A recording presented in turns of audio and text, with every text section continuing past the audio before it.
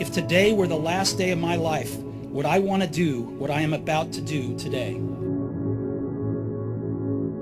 And whenever the answer has been no for too many days in a row, I know I need to change something.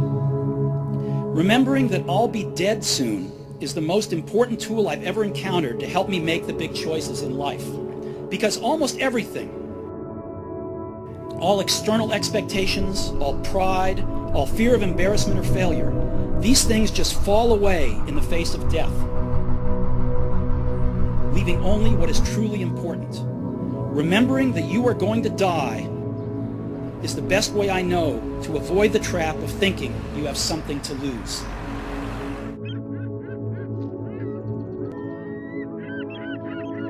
You are already naked. There is no reason not to follow your heart.